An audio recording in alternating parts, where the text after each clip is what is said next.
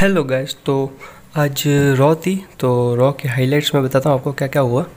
तो पहले रॉ में आते हैं the WWE champion Bobby Lashley और MVP। फिर वो रिंग में आके बताते हैं कि कैसे उन्होंने गोल्डबर्ग को हराया इस समर स्लैम में, और बताया कि कैसे बॉबी लैशली डोमिनेट थे उस मैच में। MVP ने कहा कि गोल्डबर्ग को कोई और होता तो शायद ना हरा पाता, क्योंकि गोल्डबर्ग बहुत खतरनाक है, क्योंकि लेजेंड है गोल्डबर्ग। पर बॉबी लैशली को हराना मुश्किल है, तो नहीं हरा पाए। और उन्होंने कहा कि गोल्डबर्ग के बेटे ने उन पे हमला किया बॉबी लैशली पे, तो रिंग में आके हमसे माफ़ी मांगो। फिर म्यूज़िक बजता है और आते हैं डेमियन प्रिस्ट, नए यूनाइटेड स्टेट्स चैम्पियन आते हैं। फिर डेमियन प्रिस्ट बॉबी लैशली को चैलेंज देते हैं कि आज रात में मुझसे लड़ाई करो। फिर हमें देखने को मिलता है Bobby Lashley versus Damien priest का मैच, जो कि होता है चैम्पियन वर्सेस चैम्पियन। और इसमें डोमिनेट करते हैं बॉबी लैशली, और फिर सीमस बीच में आके डेमियन प्रिस्ट पे फिर से अटैक कर देते हैं, और फिर इनको बचाने आते हैं ड्रू मैकइंटायर। और फिर हमें देखने को मिलता है एक टैग टीम मैच, जिसमें ड्रू मैकइंटायर और डेमियन प्रिस्ट वर्सेस सीमस और बॉबी लैशली का मैच होता है। इस मैच को डेमियन प्रिस्ट और ड्रू मैकइंटायर जीत जाते हैं सीमस को पिन करके क्ले मोरे से।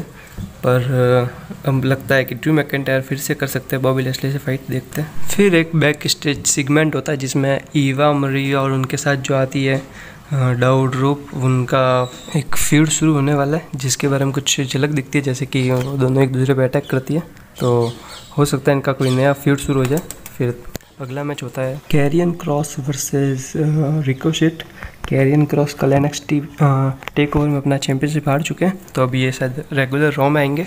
कैरियन क्रॉस एक नए लुक में आते हैं, मास्क पहन के, और नया अटायर होता है रिंग का, उसमें आके डोमिनेट कर देते हैं रिकोशिट को और हरा देते हैं। ये बहुत ही शॉर्ट मैच था। फिर अगला मैच होता है, अगला जो सेगमेंट है वो होता है मॉस्ट टीवी का, जो कि जॉन मॉरिसन और द मिज का होता है। तो इसमें जॉन मॉरिसन द मिज आते हैं रिंग में। फिर आते हैं लॉगन पॉल, जो कि एक स्पेशल गेस्ट थे आज, तो वो आता है, कुछ इंटरव्यू होता है।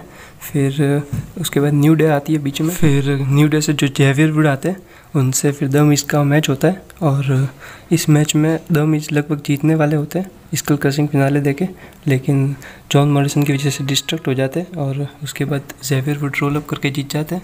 फिर जॉन मॉरिसन रिंग में आके द मिज को बोलते हैं सॉरी, और ये एक एक्सीडेंट ही था हारना। लेकिन फिर द मिज अटैक कर देते हैं जॉन मॉरिसन पे, और ये टीम टूट जाती है। जॉन मॉरिसन को मिज बुरी तरह मारते हैं और अपने फिनिशर भी दे देते हैं।